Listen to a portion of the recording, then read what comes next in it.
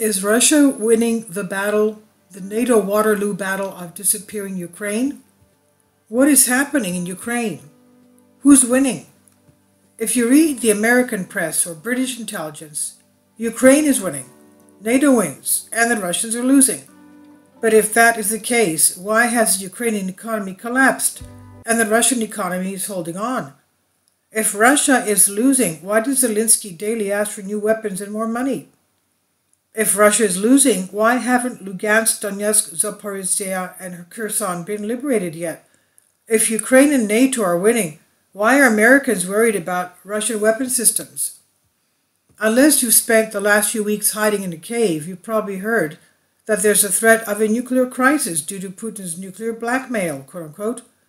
For the West, Putin is the personification of evil, yet all this is part of a desperate attempt to compensate for the failure of the narrative that Russia is the evil that must be punished. The problem for the collective West is this: 80% of the world's population refuses to participate in this theater, refusing to sanction China and India, whether they are supportive or neutral on this issue.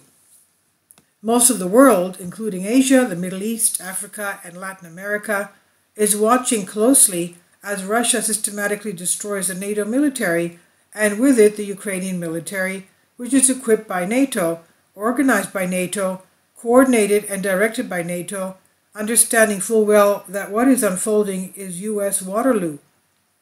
Some countries, Saudi Arabia for example, are so sure of the outcome that they are already refusing to obey U.S. dictates. To fix this problem, the fake narrative makers in Washington and Brussels decided to play the nuclear card and accuse Russia of nuclear blackmail. Meanwhile, all Russia has done is decimated the Ukrainian military, then admitted 4 former Ukrainian regions into the Russian Federation based on local referendums, closely watched by a host of international observers, and then announced that it would defend the regions against foreign attacks by all means necessary. Russia's nuclear defense doctrine includes the conditions for the use of nuclear. Meanwhile, the U.S. has no such stipulations on its nuclear doctrine, has actually used nuclear weapons against civilians in Japan, and dreamed of decades of developing a so-called first-strike nuclear capability that could not be countered. If any country should be judged as a nuclear threat, it's the U.S., not Russia, but the U.S. is no longer a major nuclear threat either. Putin barely hinted at it, but a mere hint was enough to enrage the U.S. national defense establishment, whose worst enemy is reality itself. Putin pointed out that Russia has some weapons in its nuclear deterrent arsenal that are superior to those of the West. These new weapons guarantee that any nuclear attack on Russia would be a suicidal move. That is, the West has no way to reliably destroy Russia. It's too big, and the core is very well defended with air and space defense systems, while Russia can reliably destroy the West, which is not so well defended, but it will not unless the West attacks first. Unlike the old Soviet era, Russia has no missionary zeal to sit back and watch the West starve due to lack of Russian fertilizers, or be in the dark due to lack of Russian oil and gas. All they want to do is gather the pieces of the broken Soviet world and all the people and lands they left behind with the collapse of the USSR. In this situation, the risk of a nuclear war is zero. Nuclear war has zero chance. Who is the winner and who is the loser? Ukraine wins? Definitely no. For the West, Ukraine is a winner. It's a winner since, according to the IMF, its GDP will decrease by 35% in the year 2022. According to the Central Bank of Ukraine, inflation has exceeded 30% and it's not slowing down. According to the World Bank, in 2023, 55% of Ukrainians will be below the poverty line, with less than $2.15 a day. According to Ukraine's finance minister, unemployment has reached 30%. And according to Ukraine's prime minister, it will not be able to pay pensions and salaries without immediate foreign aid. According to the UN, 20% of the population has fled the country, and another 33% are internally displaced. Also, according to the Ministry of Energy, it has already lost 40% of its infrastructure The Ukrainian army is conscripting any man to the age of 60, having run out of reservists, and its frontline casualties are staggering, losing up to $1,000 soldiers a day. Is Russia defeated? Definitely not. Meanwhile, Russia is a loser because, according to Reuters, the Russian ruble is the strongest currency in the world. According to The Guardian, Putin is more powerful and popular than ever in Russian history. According to Russia's Ministry of Agriculture, this year's grain harvest is more than 150 million tons, of which 50 million are destined for export, making Russia the world's largest grain exporter. According to The Economist, Russia is emerging from recession just as the West is entering recession. And according to Goldman Sachs, the economic activity index in Russia is now higher than in the West. Russia has just finished enlisting 300,000 soldiers, or 1% of its trained and experienced reservists, who are now training with the latest NATO combat techniques before being sent to the Ukrainian front. But let's not let the facts get in the way of the dominant narrative. Ukraine must win and Russia must lose, based on the official Western narrative. The reason for all this rambling propaganda is that the collective West cannot hope to survive politically or economically unless Russia gets on its knees and agrees to trade its energy and mineral resources. The situation is dire. The U.S. is drawing down its strategic petroleum reserves at a breakneck pace, but faces a shortage of diesel fuel and stubbornly high gasoline prices.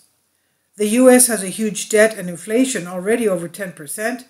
Europe is bracing for a harsh winter with ridiculously high energy bills, industry shutdowns, and massive unemployment, with the U.S. not far behind. The dream of U.S. liquefied natural gas replacing Russian pipeline gas is dying. To avoid this scenario, desperate measures are implemented and all failed. First, there was the sanctions plan, forcing many Western companies to stop shipping products to Russia and doing business there. This ultimately did a lot of damage to Western companies, while allowing Russia to steal their market share. What could not be replaced by domestic product has been replaced by parallel imports through third countries. Subsequently, the West, especially Europe, restricted energy imports from Russia in a variety of ways, including sanctions against Russian tankers, bans on the use of existing pipeline capacity through Ukraine and through Poland, to outright terrorist attacks on Russian gas pipelines in the Baltic. We're talking about the sabotage of Nord Stream pipelines. A complete ban on Russian oil imports into the European Union is planned for December and will worsen the situation. The result is that Russia has started shipping oil and natural gas to its partners in Asia and China in particular. Due to higher prices, Russia exports less energy but earns more in foreign exchange. And so an ingenious plan for a nuclear provocation in Ukraine was hatched.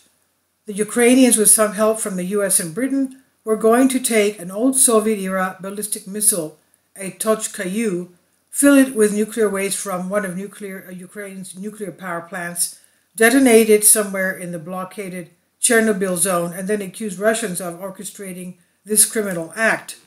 Their dirty plan was revealed. How well did this plan go? Not good, obviously. First, Russian intelligence got information about this plan. This is not surprising, as no self-respecting nuclear engineer would be too excited to take responsibility for such a travesty. Second, Russia's defense minister, under Putin's direct orders, made phone calls to his counterparts around the world, sharing this information with them. Third, Russia specifically asked the relevant agencies of the World Nuclear Agency, Energy Agency, to go and investigate the two sites in Ukraine where the mock-up was being made. The end result is that now the Ukrainians are hastily destroying evidence and covering their tracks. Meanwhile, in the real world of nuclear superpower confrontations, two interesting events took place.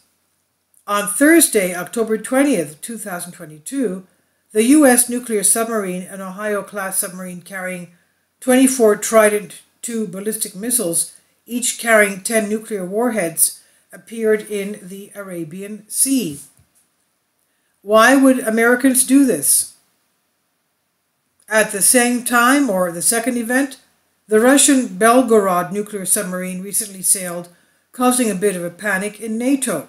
It carries a number of new Poseidon-type nuclear-powered torpedo drones, 100 in total. You know about the Poseidon. I posted a couple of days back. That Poseidon drone is the type that lifts up tsunami waves 300, 500 meters in height. We're talking anywhere between 300 to 1,000 feet. Now, each of them carries a charge of 100 megatons. Poseidon torpedoes have an almost infinite range, travel at about 100 kilometers an hour at the depth of 1,000 meters. That's 3 times deeper than any nuclear submarine can go.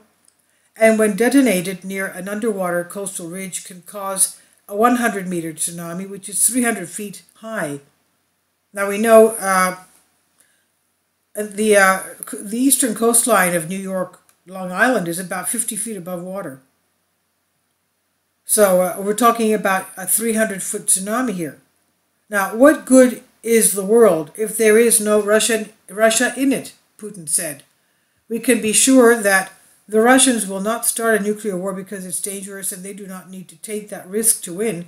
We can be sure that the Americans will not start a nuclear war because that would be suicide. As far as the international media is concerned, they're acting like, well, I'm not going to say it, but they're acting as if they're selling themselves, spreading panic deliberately and deceitfully. And this is from russia.jpg, and I've translated this for you from a Greek article. Please leave your comments, and thank you for your support. Kindly support my Patreon account. The daily posts are 5 videos daily, and they are totally different from what I have on my YouTube channel. Thank you so much for your support, and that you find all my content so interesting. You'll find the Patreon account details in the description box below.